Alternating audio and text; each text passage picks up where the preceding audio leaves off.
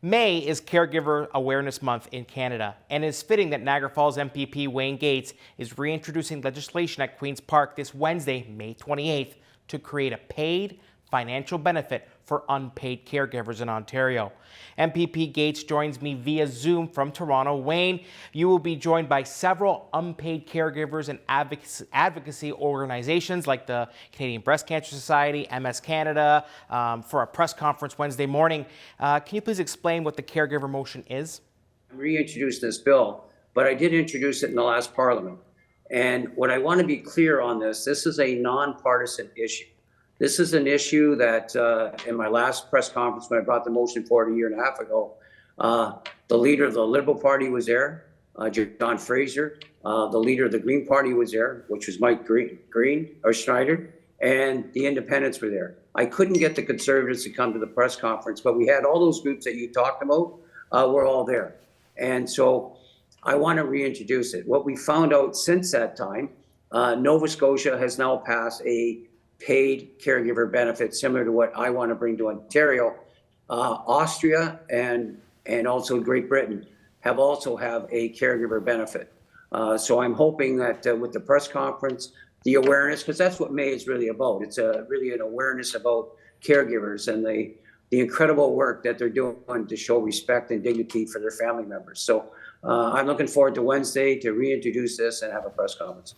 Now you're reintroducing it. Now, when private members' bills come through, they're kind of hard to get passed when you're not in government. What makes 2025 different? Well, some of that's accurate, but we have had some success on getting motions and bills passed. I give you a couple of examples with our wine bill, our 6.1 wine bill that I introduced almost every year since I got here. It took about 5.5, 6 years. But then what happened is the Conservative government brought it forward as their bill, which is fine. I didn't have a problem with that. But it did get passed and it got all party support. Sometimes it does take a little longer, but there's an example where it was our MRIs, which were at incredible wait times. I brought forward a motion. It was under the Liberals at that time. We were able to bring forward financial help for MRIs so that we could get more people to the wait list, run it 24/7. So some of those things can happen. I think it's how you do it, and that's why I'm saying this is a nonpartisan issue. There are Conservatives in the province of Ontario that are caregivers for their moms or dads or uncles, just like there's Liberals, NDP, and the Independents. So it's about the awareness. It's about saying, is there a need, and how can we do this so it's a benefit for everybody? And I've given you an example of that. An allowance could replace up to 7.8% of Ontario's long-term care beds. How vital is this for our community? Well, it's not just our community. That's right across the province of Ontario. We have a crisis in long-term care right today. 40,000 people are on the wait list for long-term care. 40,000. We have people that are in the hospital in alternate level of care because there's no beds in long-term care.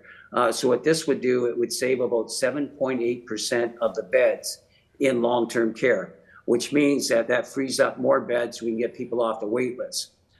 It also saves about $300 million to the government. So when I look at this, I say, okay, well, why would the government do this? Well, it's a win-win-win. It's a win for obviously our moms or dads or aunts or uncles or grandparents. It's a win for the government because it's going to save money. It's a win for our long-term care because it's going to reduce the wait times. And our emergency rooms, which are clogged because somebody go to the emergency room, there's no beds in the hospital because they're being taken up by alternate level of care. All those things could be worked by having a caregiver benefit and financial benefit. And it's so important it's a bigger package than just caregivers. It's how do we get there? How do we make sure that it's a good move for the government and obviously good for our parents and grandparents. So Wayne, on Wednesday, your party will be introducing this. How does that day kind of unfold with all those other groups? Well, all the groups are coming here. We have lots of groups coming. We have also people that are caregivers or are affected by this particular being a caregiver, how hard it's been on them, financially. As we know, that's I think it's 33,000 people end up quitting their job, suffering financially. So they're all coming on thing. They're going to be, some of those going to be the speakers. Some of the organizations are going to be speakers. The day itself starts very early, obviously. They come to Queen's Park. We get them into Queen's Park. We take them to the media room.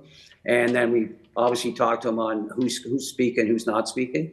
But our hope is today is to make sure that we have the leader of the Liberal Party there, the leader of the Green, the Independents. We are asking the Conservatives to come because I said this is a nonpartisan issue, and obviously all the organizations and all the caregivers that are affected by that. And I don't know how much time you have, but even in my own family, going back a number of years, my wife Rita, who was a principal at the time, she left her job a year early to take care of her dad. And every day she would go there in the morning, she'd make sure he's getting his medication, help him get dressed, have breakfast with him, have lunch with him, see him at night. And that's what caregivers do. Make sure he's taking his medication, make sure he's got appointments, get him to appointments. I firmly believe that with Nova Scotia, one of the smallest provinces in the country, have a direct caregiver benefit, it's time that Ontario does the same thing.